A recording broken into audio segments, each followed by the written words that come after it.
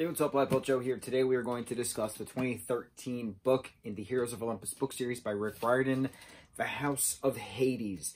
This is the longest book in the Percy Jackson the Olympian / House of Hades Camp Half-Blood Saga 30 books in total series. I had referenced that Mark of Athena was the longest, but this actually is the longest by, I think, 20-ish more pages. It's 583 pages of actual story. Then you have the glossary at the end. This is, without a doubt, the most important book in all of the 30 books in total. Specifically because every monster, demon, titan, giant, not every god and goddess that we've met before, but all of the past slain monsters that have been reforming in Tartarus, we see in this. From all of the books, from all of the 9 books prior, we see in this. From all of the 8 books prior, we see in this. It's remarkable how this is its own clip show, essentially. You know, we talk about clip shows in regards to the best of for a certain TV show. This, in a book form, is a clip show of monsters and stuff. It's remarkable. And it's the most important. Of course, everyone references House of Hades as the most important because of Nico D'Angelo confessing his feelings for Percy Jackson, forcibly confessing his feelings for Percy Jackson at the hands of Eros, god of love, with Jason by his side. But that's not the reason. Yes, it's a big focal point, Nico D'Angelo, you know, coming out to us, but it's not the main reason why this book is the most important.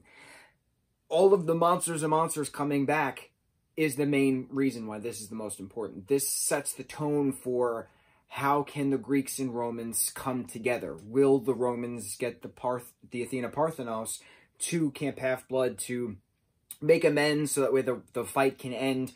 Will the prophecy of the 7 be fulfilled? Will everybody's destinies be fulfilled? Will the fates allow the destinies to be fulfilled?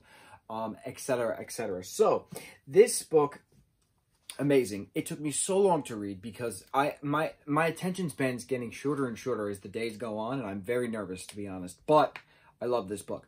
So we last see our heroes at the end of book 3, The Mark of Athena, which is really book 8, whatever. Percy and Annabeth fall into Tartarus, and then the rest of the heroes have to figure out what the hell to do. They have to get to Athens to stop Gaia from waking. So we're still not in Athens, by the way. We're still not in Athens. This book takes place between 18 days of when Percy and Annabeth fall to Tartarus to when everybody is, you know, figuring out the next plan of attack. And while this is happening, the Roman forces are marching onto Camp Half-Blood, about to attack, even though Randa told Octavian don't, but Octavian's a pain in the ass, so we cheer his death moving forward.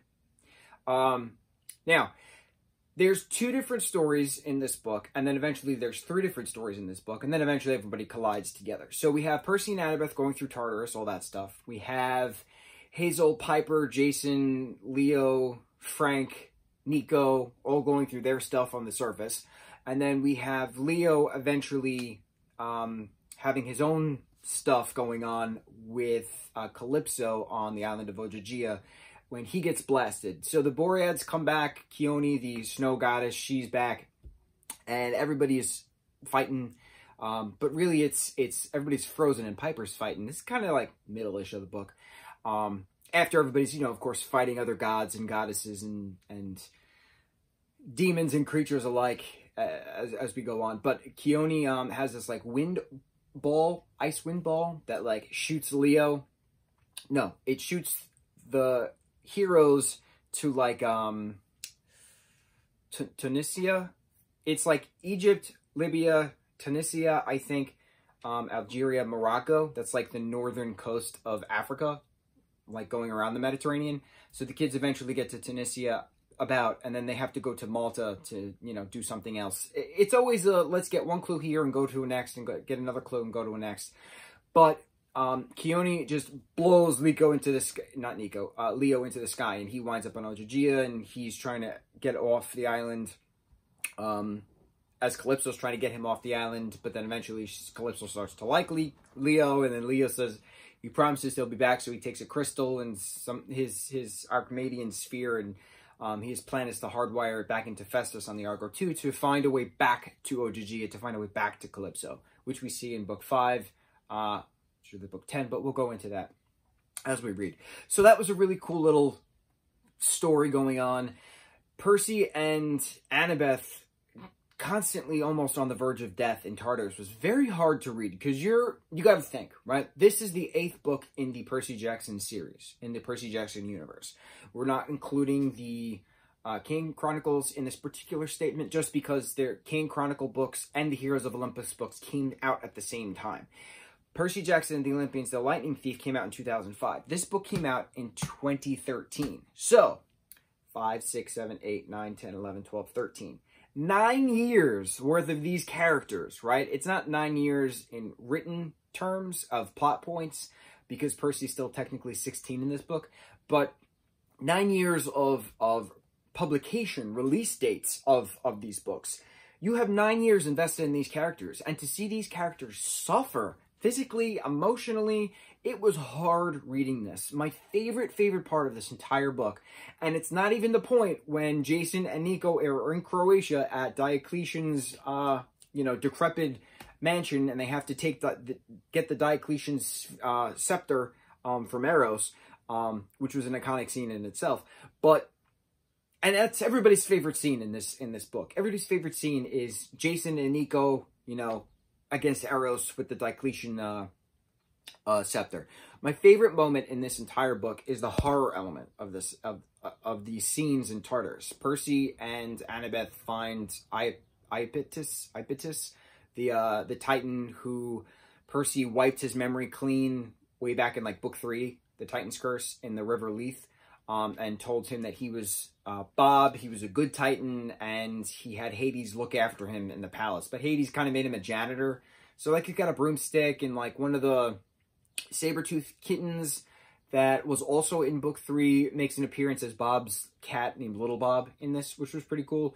So, Bob is helping Percy and Annabeth because Nico, when he went through Tartarus, before he was captured by the 2 giants and put in the bronze jar, and then Percy eventually had to save him as well, gladly saved him as well. And the 2 of them talk about that.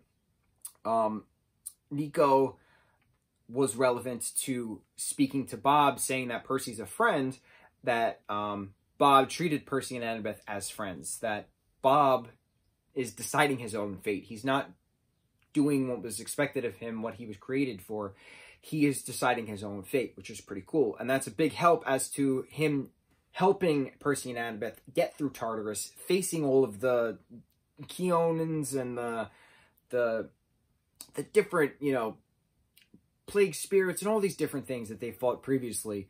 The Telekeens and everything, all the monsters that they fought, they're getting the help of Bob to get through Tartarus kind of safely, give or take. And then Bob takes them to see, what's his name? Damison, who is a giant, who is a friendly giant, in a sense, who has his own little hut, and he has to face a draken each day, and, like, it's in, like, a pit of Tartarus, and, like, Tartarus is, like, a primordial being, but he's also, like, he manifests into a physical form at one point at the doors of death. Crazy.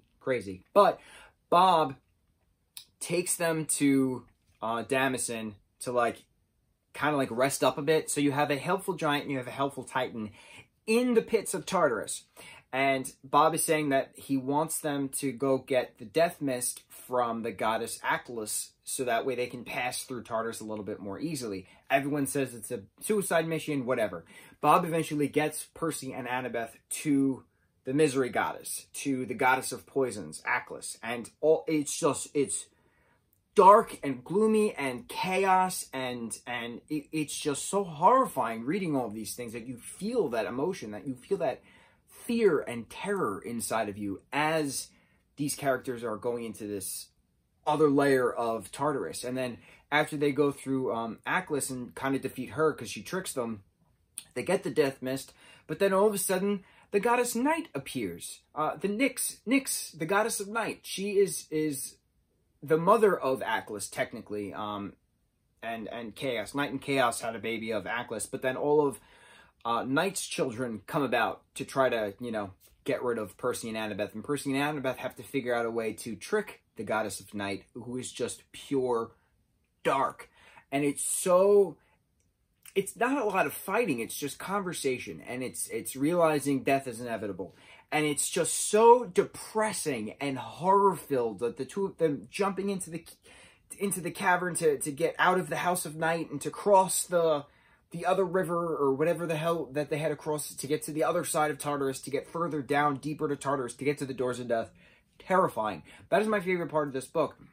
And it's interesting to note that my favorite part of Mark of Athena was when, what was it, Jason and Annabeth were in that cavern under some Roman fields, and all of those Roman mummies were attacking them.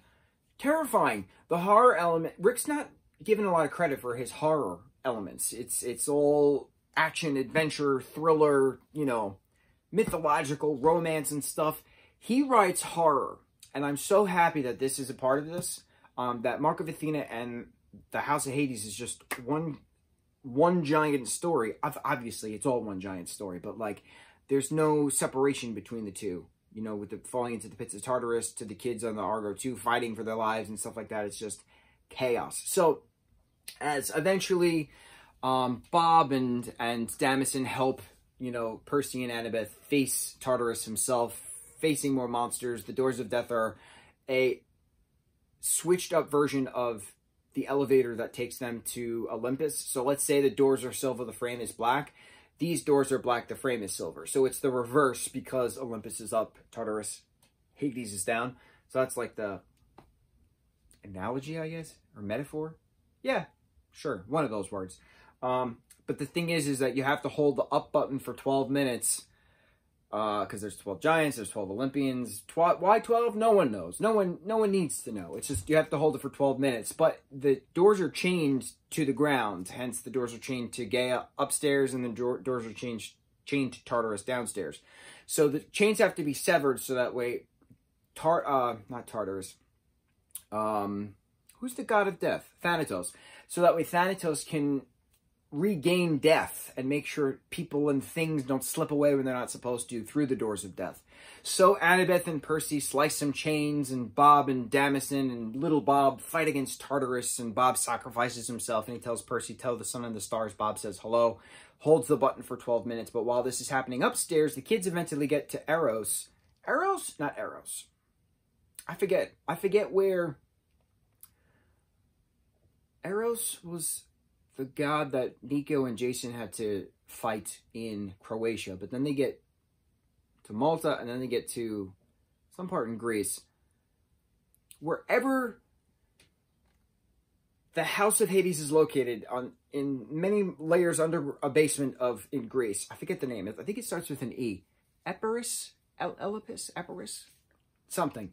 You have you have Piper, Leo, who comes back, Jason and Frank and Nico all fighting monsters with ghostly legions. That Frank got the blessing of Ares, and he was promoted as Praetor thanks to Jason. So, like, and the scepter of Diocletian that Nico is carrying, glowing orb of purple at the top, can summon ghosts as well. So they have a ghost army, and the five of them, Nico, Leo, Piper, Jason, Frank, 5 of them. And then while this is happening, oh no, I'm sorry, Leo's not with them. Leo is with Hazel, who's trapped. They're both trapped at a different part of this cavern, fighting against another giant and another sorceress of magic.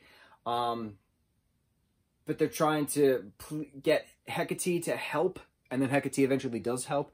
But this is the other location of the other side of the Doors of Death. So the button has to still be pressed, but those chains have to be severed. So once those chains are severed and that giant is disintegrated, and Hecate helps them fight with fire, and Percy and Annabeth come out, and, you know, eventually all 8 of them come together as one, and shadow traveling as well. And Nico and Hazel shadow travel everybody up, and then everybody finds Reyna up top, who happened to leave New York, who got a message from Annabeth down in Tartarus to bring the Athena Parthenos back to Camp Half-Blood, to stand it next to the pine tree that Talia Grace used to be, so that way the two camps can live harmoniously together finally and stop fighting. So everybody's trying to plan their next attack.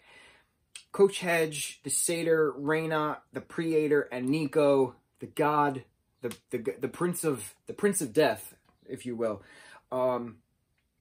go together to shadow travel the Athena Parthenos back to Camp Half-Blood, while everybody else is trying to figure out a way to get to Greece after Annabeth and Percy are trying to regain their consciousness.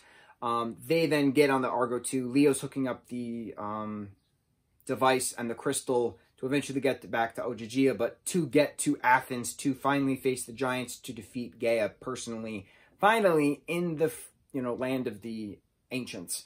So it's not a cliffhanger. It's just, this is where the next story is going. But this book was insane, absolutely insane, horror filled.